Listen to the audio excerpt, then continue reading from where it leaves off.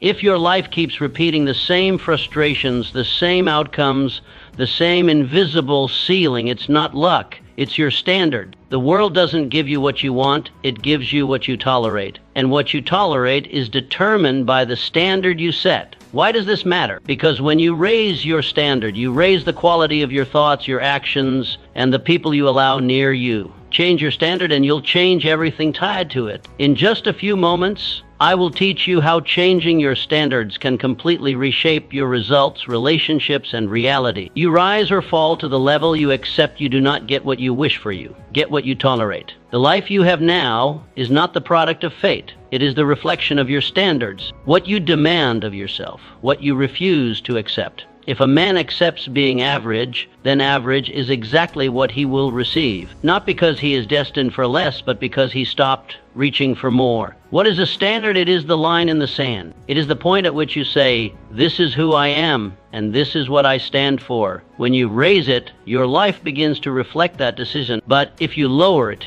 if you make excuses for poor behavior, delay your goals, or surround yourself with lesser influence, your life will follow in that direction. How do you begin to raise your standards? It starts with the smallest things. The time you wake up, the order of your room, the integrity of your word. Do you follow through? Do you clean up after yourself? You cannot command a great army if you cannot command your morning. Imagine this: a man wakes at dawn, irons his shirt with care, and writes 3 things he will conquer today, not because someone told him to, but because that is his code, that is his standard. How differently do you think he walks into the world than the man who rises late, stumbles into the day unprepared, and reacts instead of leads? Ask yourself, what have you been tolerating that must no longer be allowed? Who around you reinforces weakness instead of strength? What would happen if you declared, no more excuses? This is my new standard. Your life bends in the direction of your standards. Bend them upward. Everything else will rise with it. Standards define identity, not motivation. A man who waits for motivation will be governed by the weather of his emotions. But a man who lives by standard, he is a storm unto himself. Many people believe that success requires inspiration, but that belief is a trick. It implies that you must feel good to do good. Yet the most accomplished lives were not built by comfort. They were forged by resolve,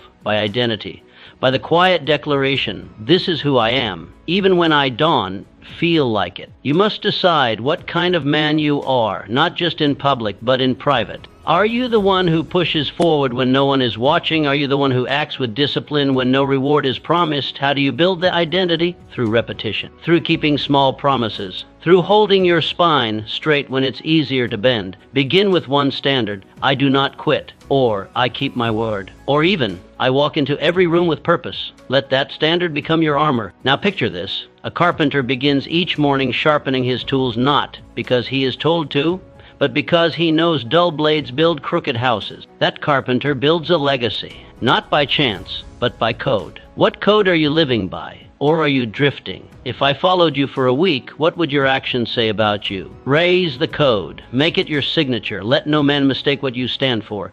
Change the floor, not the ceiling. Most men focus on raising their goals, the ceiling of what they hope to achieve. But what if the secret was not in raising the top, but raising the bottom? What is the lowest behavior you will accept from yourself? That is the true measure of who you are becoming. You do not rise to your goals. You fall to your rituals. Excellence is not born from ambition alone. It is born from standards so high that even your worst days outmatch another's best. Success belongs to the man whose worst day is still productive, still aligned, still filled with purpose. To elevate your life, raise your floor. Improve what your bad day looks like. Instead of collapsing into laziness, could your lowest point be reflection, writing, preparation?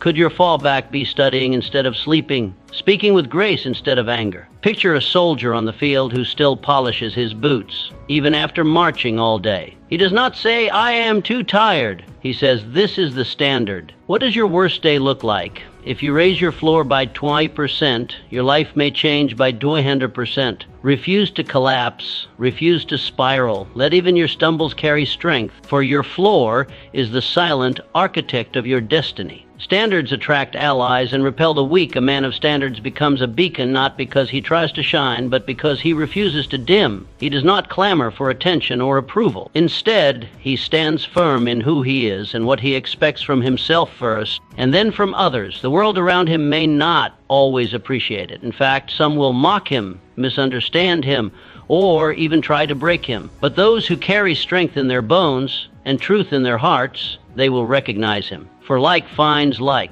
You see, when you raise your standards, you send out a silent signal. This is who I am, and this is what I allow. The weak may call it arrogance, but the wise call it alignment. You will not attract everyone, nor should you. You will attract those who are meant to walk with you, not drag you. The man of standards does not chase validation. He builds value. His life becomes a monument not to popularity, but to principle. And principles outlast trends. They are not moved by the mood of the crowd. They are anchored deep within. When you live this way, you do not need to demand loyalty. You embody it. You do not beg for respect. You command it without saying a word. This transformation begins with refusal. Refusing to laugh at mediocrity. Refusing to excuse bad company. Refusing to remain silent when truth must be spoken. A man who holds his tongue in the face of compromise is not peaceful, he is passive. And passivity is a poison. To live with standards is to live with clarity. You speak what you mean. You mean what you say. Your yes carries weight. Your no creates boundaries. Even if it costs you comfort, it earns you strength. And strength, unlike comfort, builds kingdoms. Imagine a ship, captain. Would he allow men who disregard order to board his vessel? Would he tolerate those who disrespect the code, delay the mission, or jeopardize the journey? The sea is not merciful to the careless. Neither is life. A man of standards chooses his crew not by popularity, but by principle. Look around. Who in your circle is lifting you higher? Who is dragging you backward? What behaviors have you been tolerating that chip away at your strength? What if your standards became the filter through which you rebuilt your world? Here lies the deeper truth. You are not here to blend in. You are here to rise. And when you rise, others see a path they did know was possible. Your courage gives them courage. Your standards give them something to reach for. In becoming who you are called to be, you become more than a man. You become a mirror showing others what they could be, if only they chose to live by code, not comfort. Do not lower the bar to make others comfortable. Raise it and see who grows to meet it. That is how leaders are born. That is how legacies are built. Pain is temporary. Standards are eternal. Comfort is fleeting. It disappears with the next wind like dust on an open road. But the man who sets a standard and lives by it, he builds something the seasons cannot destroy. He is not tossed by emotions, trends, or trials. He is anchored in choice, in discipline, in quiet defiance of all that seeks to make him soft. Most men wait for pain before they prepare. They wait for difficulty before they define who they are. And when challenge finally comes, they shrink, they scramble, they make excuses, but not the man who has chosen in advance, not the man who has said, here is what I stand for. And no matter what happens, I do not move. Such a man expects the test. He welcomes it not because he is reckless, but because he is ready. You must understand this. Strength is not built in the storm. It is revealed there. The man who survives the tempest is the one who trained during the calm. Pain will come. Delay will tempt. Doubt will whisper. They always do. But these things cannot move the man who has already decided. His standard is not up for negotiation. He does not ask, should I keep going? When the path grows hard, he already answered that question long ago. You must set your standard when the winds are still, when no one is watching, when quitting would be easy, but you choose to continue anyway. That is the moment where legends are made. The lost man waits until pressure comes, then folds. The legendary man prepares in advance, then conquers. Picture the blacksmith. He does not craft weapons in silence and safety. He works in fire. Sparks fly. Iron resists. The hammer is heavy, but he does not complain. He does not stop. Why? Because the blade is worth it. The outcome is greater than the obstacle. What discomfort have you been avoiding? What dream have you delayed because it would require too much of you? Be honest. You know what it is. That one thing you keep pushing off. That one thing you say, one day. And what if you decided today, once and for all, no matter what, I do not break? That decision, that standard becomes your strength. It becomes your vault, your fireproof chamber of resolve. And in it you store your greatness, your integrity, your grit. Guard it well. Feed it daily. And never let the ease of the world steal what only endurance can build. Comfort fades. Comfort lies. It tells you to rest when you should rise. It tells you you are safe when you're slipping. But character echoes through time. Long after your name is forgotten by the masses, The fruit of your standards will live on in the lives you touched, the work you did, the legacy you carved with blistered hands and unwavering focus. So I ask you, what are you building, comfort or character? Because you cannot have both. Standards do not limit your life, they lift it. They separate you from the ordinary. They give you a reason to rise when you could lay down. Set yours high. Set them now. And when the storm comes, and it will, you will not flinch. You will act, because you have already decided, and that, my friend, is the mark of a man who conquers the seasons. Your standards must be public, not private. It is easy to say what you believe when no one can hear you. But true standards do not whisper in the dark, they proclaim themselves in the light. A man of real conviction does not keep his principles hidden in journals or silent prayers. No, he walks them out. He wears them like armor. He lets them speak louder than any argument, clearer than any boast. To build silently but live loudly is not arrogance, it is alignment. It is the integrity of a man whose actions echo his values.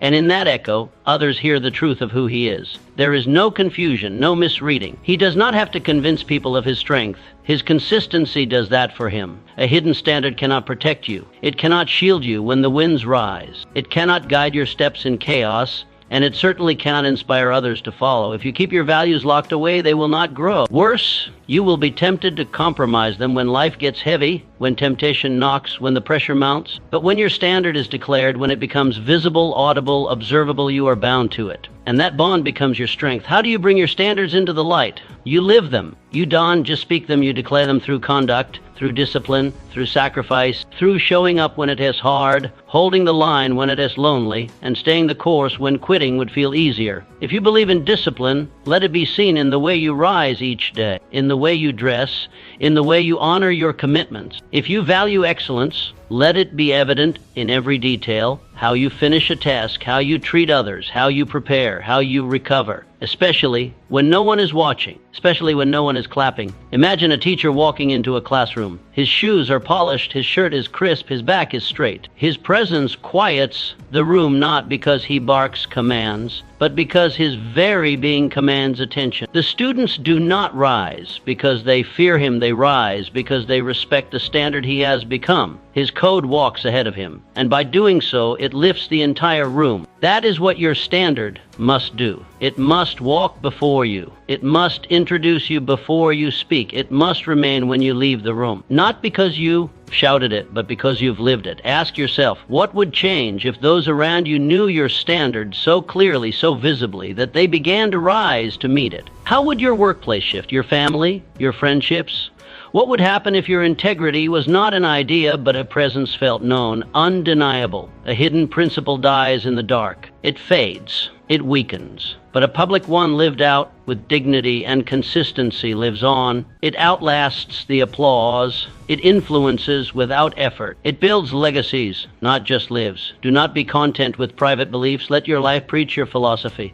Let your habits be your message, because the man who lives his code out loud does more than change himself. He transforms the world around him. Standards must be decided in advance. When the moment of trial comes, it is too late to build your character. It is too late to prepare your values. It is too late to decide what kind of man you are. That moment must have already been chosen in silence, in solitude, in the still hours when no one was watching. The man who tries to think his way through temptation will falter, but the man who has already decided how he will act, he will not. This is the power of predetermined decision. It removes the need for debate. It removes the fog of hesitation. It removes the opening for doubt to creep in. When your actions are already decided, your path is already drawn. There is no gray. There is no internal courtroom filled with arguments and justifications. There is only the clarity of commitment. You must decide now how you will respond when offended. Will you strike back, or will you stand firm in composure? You must decide now how you will behave when tired. Will you cut corners, or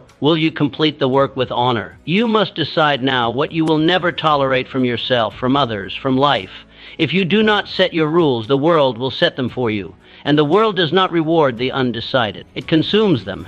It shapes them into what is easy, not what is right. It fills the vacuum of indecision with chaos and compromise. Predetermined decisions are not about control. They are about freedom. The man who already knows what he will do is not bound by impulse. He is not controlled by his circumstances. He walks into every room with the authority of a judge who has already written the law. Picture that judge. Each day, he enters the courtroom not to deliberate what justice might be, but to execute what justice is. His laws are written. His standard is established. There is no room for guesswork. Because the law is clear, justice is swift. Because the standard is firm, order prevails. Where in your life have you left decisions open? Where are you still negotiating with your lower self? Where do you say, I'll decide in the moment, knowing full well that the moment is when you are weakest? The man who decides ahead of time lives in strength. He walks taller. He speaks with certainty.